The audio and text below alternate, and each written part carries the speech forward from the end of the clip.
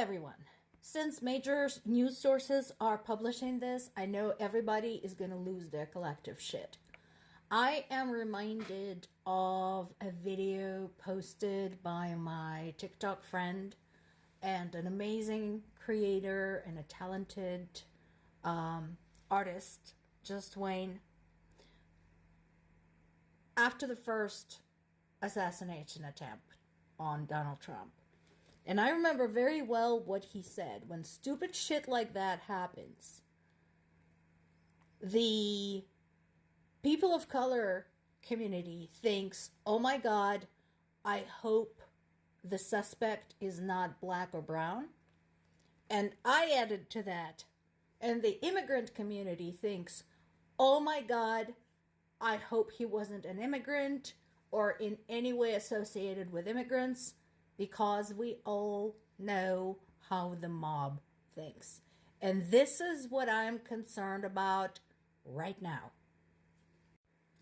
The suspect, Ryan Roth, had spent some time in Kyiv back in 2022 at the start of the war, made some, very vocal statements, which in and of themselves weren't wrong. He encouraged people of Ukraine to resist, which they did. It's not like they didn't know, but okay. But he was apparently also an anti-vaxxer and, rather radical in his views. And so I know that to a lot of you who were just looking for an excuse to hate pro-Ukrainian Americans, or to hate Ukrainian Americans, or to hate Ukrainians, you're not going to listen to me. So this is for people who will listen to the voice of reason.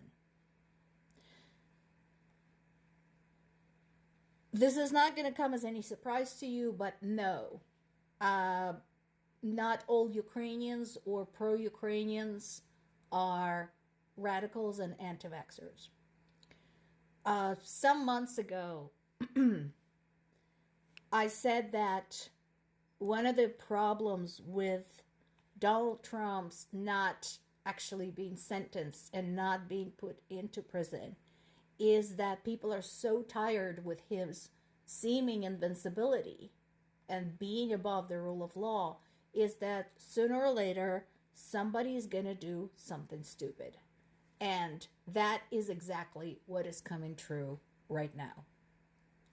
My concern right now is that because of who this man is, Ryan Roth, this is going to incite violent rhetoric and possibly violence, actual violence, against Ukrainian American, just as it happened in the past in American history when Japanese Americans were attacked, when Muslim Americans were attacked after 9/11. So as of right now, I am very, very concerned. And of course, I'm also concerned that this is going to undermine the aid for Ukraine that it badly needs.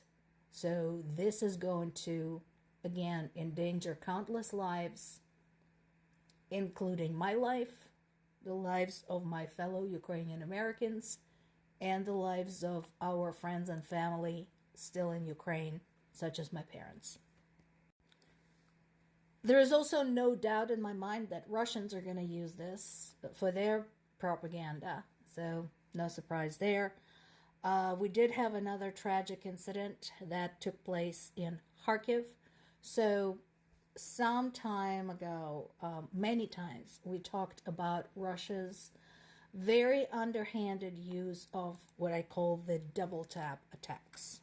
And that is when they first shell an area or bomb an area, and then just as the rescue workers come flooding in, they drop something again. And this is what happened in this particular case.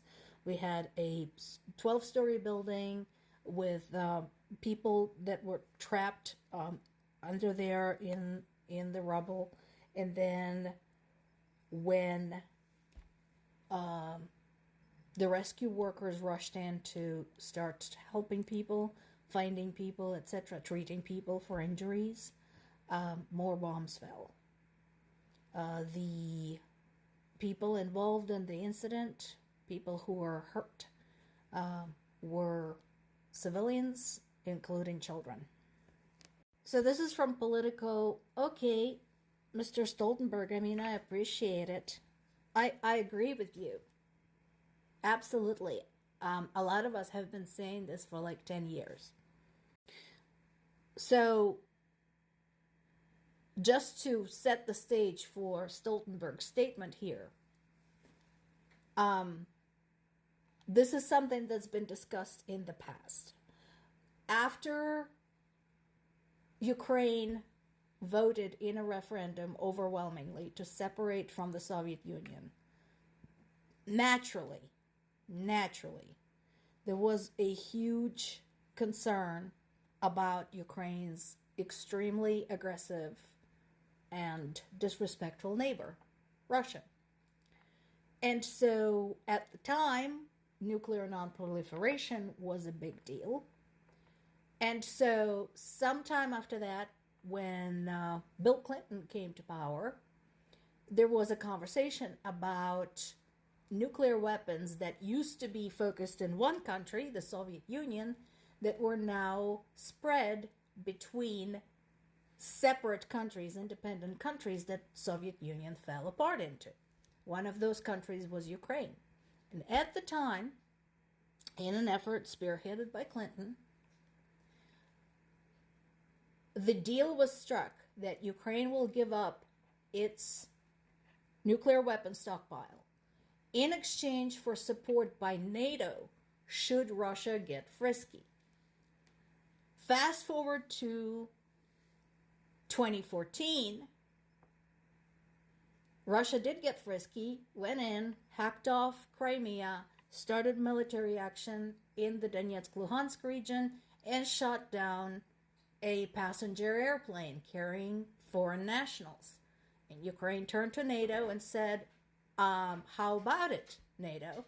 We need some help. And they said, here are some sanctions. And that has been the situation ever since. So, yes, I agree with Stoltenberg that NATO could have done more. Well, now that they realize it and Ukraine is being bled to death by Russia, maybe we could talk about Ukraine's NATO membership and removing the stupid restriction on the use of long-range weapons. Once again, NATO, this is the least you can do.